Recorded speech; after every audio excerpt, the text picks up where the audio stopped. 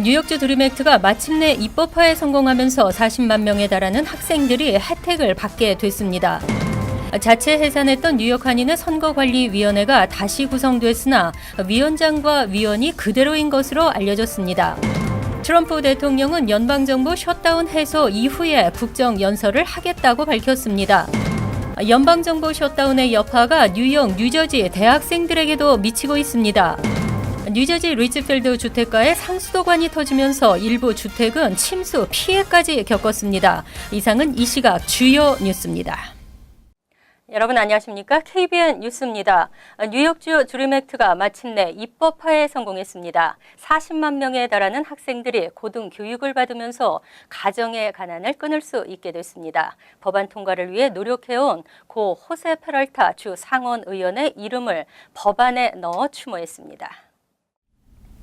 23일 뉴욕주 불법 체류 학생들에게 학비 지원 허용을 골자로 한 호세 페랄타 뉴욕주 드림 액트 법안이 주 상하원을 통과했습니다. 8전 9기의 도전 끝에 성공한 드림 액트 법안은 이제 주지사의 서명만을 남겨놓은 상태지만 쿠오모 주지사가 올 신년 연설에서 주 의회에 드림 액트 통과를 촉구한 바 있어 서명은 확실시 되고 있습니다. 법안에 의하면 드림 액트 위원회를 구성하고 드림 기금을 조성해 불체 신분 학생들도 학비 지원을 받을 수 있게 했으며 주정부 학비 보조 프로그램과 뉴욕주 공립대 등록금 면제 프로그램 엑셀시어 스칼라십의 신청도 허용됩니다. 단 드림액트 혜택을 받기 위해서는 뉴욕주 정부 인가고교 또는 교육 프로그램 기관에서 2년 이상 재학 또는 졸업한 뒤 5년 이내에 뉴욕주 내 대학과 칼리지에 진학해야 합니다. 드림액트 시행에는 연간 2,700만 달러의 예산이 소요될 것으로 예상되며 주지사 서명 후 2020년 1월 1일부터 본격 시행에 들어갑니다. 이민 신분 때문에 좌절해야 했던 저소득 가정 이민자 학생들이 꿈을 펼칠 수 있게 됐습니다. 뉴욕 한인의 선거관리위원회가 다시 구성됐습니다. 회칙 위반 논란으로 자체 해산을 결정했던 선관위원들이 선관위원장은 물론 위원까지 거의 그대로 다시 임명됐는데요. 서둘러 고문단을 구성하고 시행세칙을 만들어 공정한 선거를 치르겠다고 밝혔습니다. 보도에 지한샘 기자입니다. 뉴욕 한인회가 어제 저녁 회칙 위반 논란으로 해산했던 선거관리위원회를 재구성하기 위한 이사회를 개최했습니다. 뉴욕 한인회 문용철 부이사장과 민경원 회칙위원장 주도로 진행된 이사회에서 선임한 선관위원은 5명, 회칙에 따라 이사진 중 비영리단체 대표로 3명, 그리고 영리단체 대표로 2명을 선임하고 선거관리위원장으로는 임종보 위원을 재선임했습니다. 하지만 5명의 선관위원은 지난주 자진 해산한 위원들이어서 또 다른 논란이 우려됩니다. 임종부 선관위원장과 김강수, 안경배 위원은 그대로이고 문용철 박윤영 위원은 당초 보조위원에서 위원으로 선임됐습니다. 모든 분쟁에 조금의 분쟁의 여지도 없애기 위해서 그 이사회가 선관위가 새로 출발했습니다. 지금 위원들이 모두 힘을 합쳐서 공정하고 효과적인 그 선거를 해서 좋은 한인회장을 뽑으려 하니까. 뉴욕 한인회 선관위는 원활한 선거 진행을 위해 신속하게 고문단을 구성하고 선거 시행세칙을 마련하겠다고 밝혔습니다. 다시 구성된 뉴욕 한인회 선거관리위원회는 내일 오후로 예정된 뉴욕 한인회 특별이사회에서 인준을 받게 될 예정입니다. KBN 뉴스 지한샘입니다. 백악관과 민주당은 새해 국정연설을 두고도 팽팽한 신경전을 벌이고 있습니다. 결국 트럼프 대통령은 연방정부 셧다운 해소 이후에 연설을 하겠다고 물러섰습니다. 어제까지도 오는 29일 국정연설을 하겠다며 강행 의지를 보였던 트럼프 대통령이 결국 펠로시 의장에게 굴복했습니다. 트럼프 대통령은 23일 밤 트위터를 통해 셧다운이 끝나면 연설을 할 것이라고 밝혔습니다. 트럼프 대통령은 하원 회의장의 역사, 전통, 중요성과 겨룰 만한 장소가 없기 때문이라고 덧붙였습니다. 민주당 소속 낸시 펠로시 하원 의장은 셧다운 해소 전까지는 안 된다며 제동을 걸었고 있고 백악관 관리들은 플랜 B로 상원 회의장이나 남부 국경에서의 국정 연설을 준비한 것으로 전해졌습니다.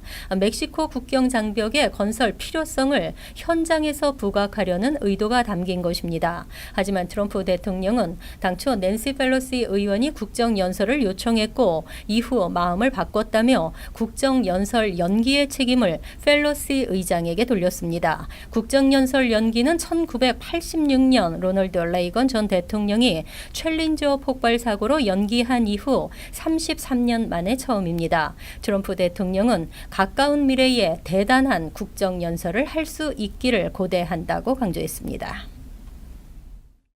하지만 연방정부 셧다운의 여파는 뉴욕, 뉴저지 대학생들에게도 미치고 있습니다. 학자금 납부와 학자금 융자 등이 원활히 이루어지지 못하고 있는데요. 뉴욕, 뉴저지 공립대는 학비 납부 기한을 미뤄주는 등 피해 학생 구제에 나서고 있습니다. 2018에서 19학년도 봄학기가 시작됐습니다. 하지만 자녀들의 학자금 납부에 애를 먹고 있는 연방 공무원들이 늘고 있으며 연방정부 학자금 융자를 받지 못하고 있는 학생들도 증가하고 있습니다.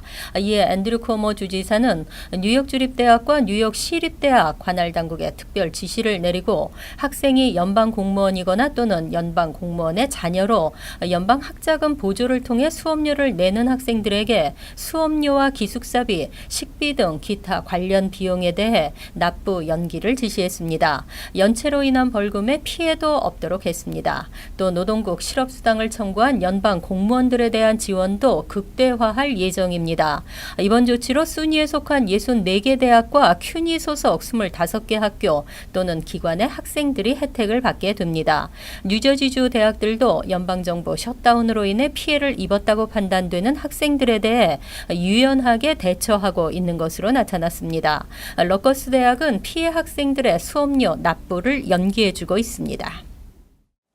트럼프 대통령에 대한 부정적 평가가 높아지고 있습니다. 차기 대선에서 민주당 후보 누구든 상관없이 트럼프 대통령을 이길 수 있다는 여론조사 결과가 나왔습니다.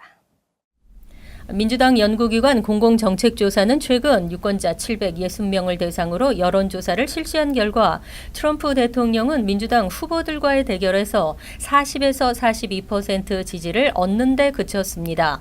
조 바이든 전 부통령과는 53%대 41%, 버니 샌더스 연방 상원 의원과의 대결에서는 51%대 41%, 카말라 해리스 연방 상원 의원과도 48%대 41%, 베토 오루크 전 연방 하원 의원 역시 47%의 지지율로 트럼프 대통령을 이길 수 있는 것으로 나타났습니다. 엘리자베스 워런 연방 상원 의원과도 48%대 42%로 워런 의원의 승리가 예측됐습니다. 민주당 누구와 맞설지라도 트럼프 대통령이 진다는 결과입니다. 한편 이번 조사에서 트럼프 대통령의 국정 운영에 대한 부정평가는 57%로 긍정평가 40% 보다 훨씬 높았으며 연방정부 셧다운에 대해서도 국경장벽 예산을 확보해야 한다는 트럼프 대통령의 주장을 35%만 지지했고 60%는 반대했습니다. 트럼프 대통령이 주장하는 가짜 뉴스에 대해서도 유권자들은 대통령보다 언론을 더 신뢰하는 것으로 나타났습니다.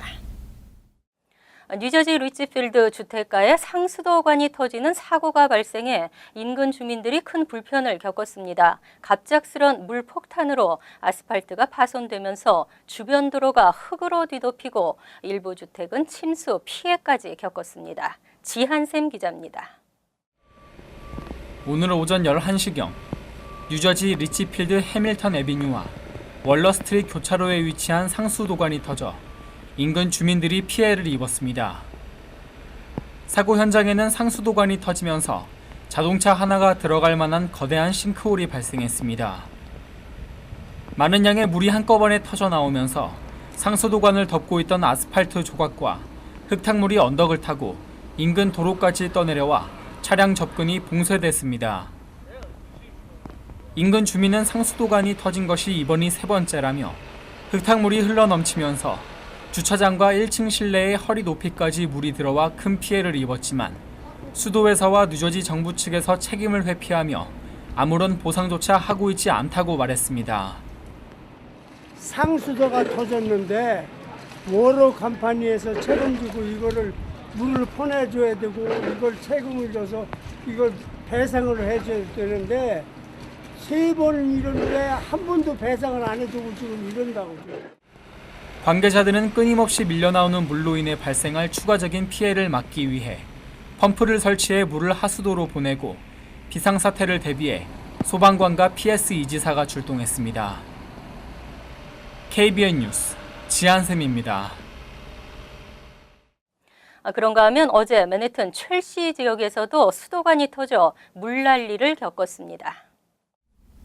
23일 오전 5시쯤 맨해튼 7애비뉴 14스트리트과 15스트리트 사이에 묻혀있는 20인치 수도관이 터지면서 물이 솟았습니다. 물은 L전철이 지나는 터널 속으로 쏟아져 내리면서 지하철 서비스가 중단되고 7애비뉴 선상으로 3블락, 15스트리트 선상 2블락의 통행이 폐쇄됐습니다. 수도관 보수가 시작되고 추가 피해를 막았지만 7애비뉴 14스트리트에서 16스트리트 사이와 15스트리트 선상 6애비뉴와 7애비뉴 사이 지역에 수돗물 공급이 중단됐습니다. 또 인근 7개 빌딩의 난방 공급이 끊기기도 했습니다.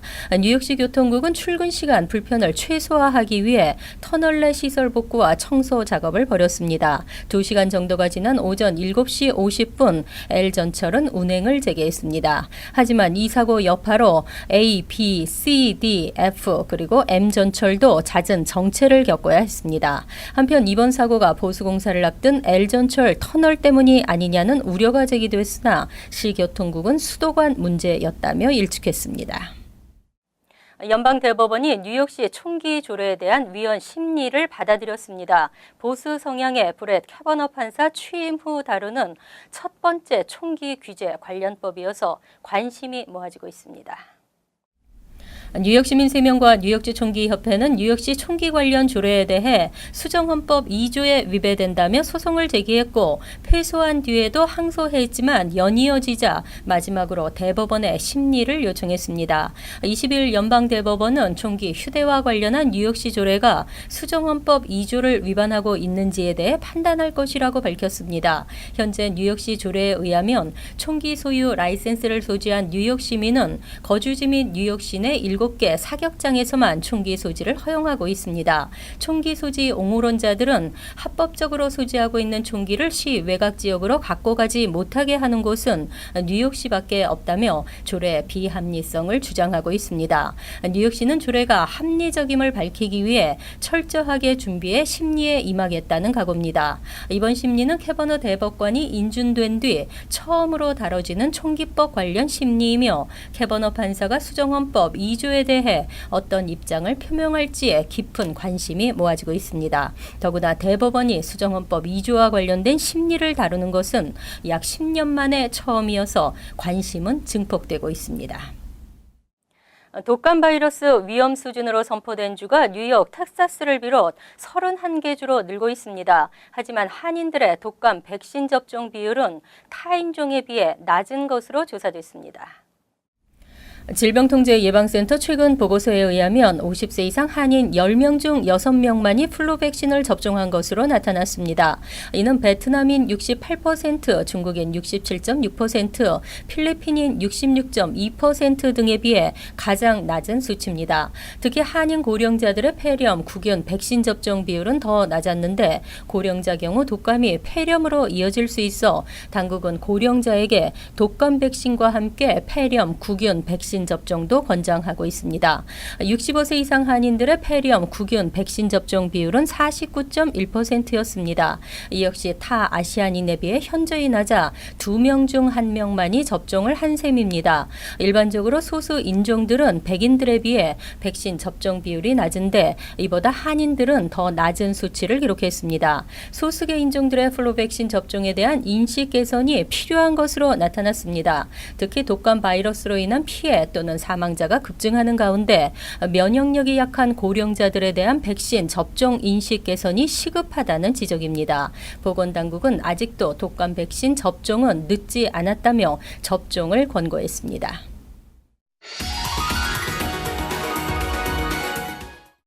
이어서 LA 지역 한인사회 소식입니다. 캘리포니아주가 미 전역에서 운전하기에 최악의 주로 꼽히는 불명예를 안았습니다.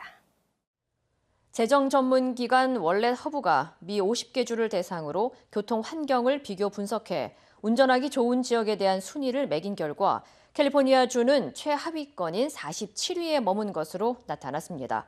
특히 캘리포니아주는 출퇴근 시간 교통 혼잡률과 차량 절도 범죄율 그리고 가스비 부문에서도 모두 40위권 중 후반대를 기록하며 전국 최악의 수준을 보였습니다.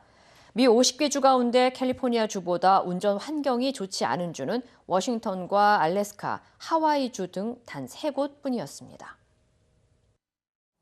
지난해 LA 한인타운의 동양 선교교회 주차장에서 넘어진 후 부상으로 숨진 오영삼 씨의 유가족이 교회를 상대로 소송을 제기했습니다.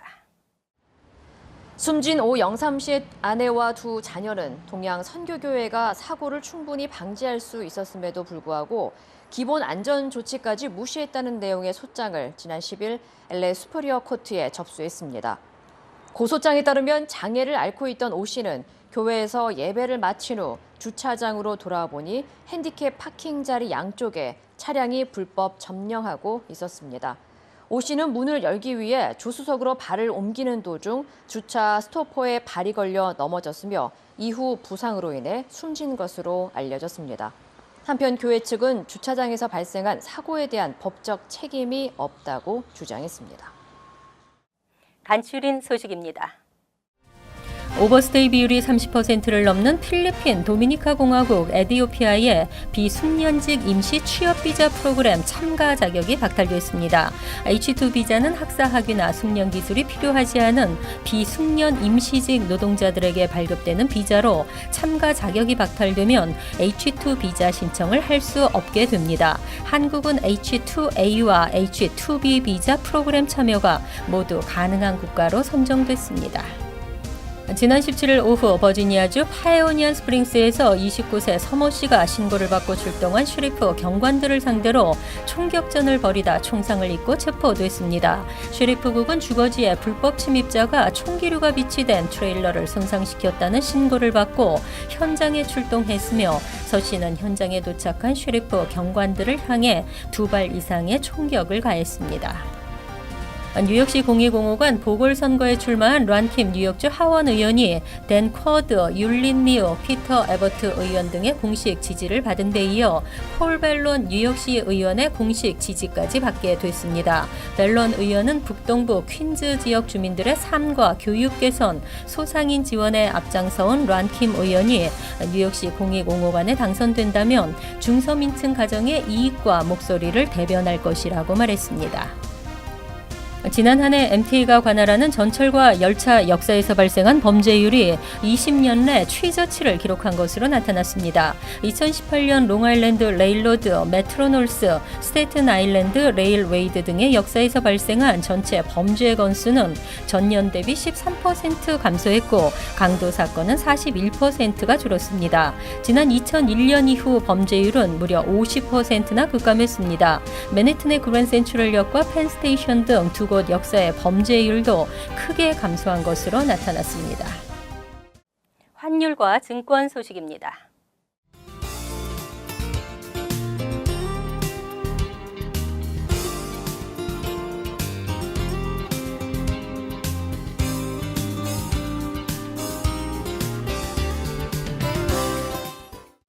이어서 날씨입니다.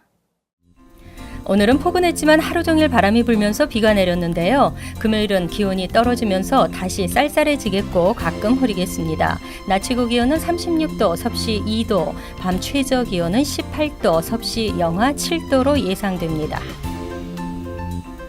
토요일은 추운 날씨에 대체로 맑겠습니다. 일요일은 춥지 않은 날씨지만 흐리겠습니다. 이상으로 KBN 뉴스를 마칩니다. KBN과 함께 편안한 하루 되시기 바랍니다.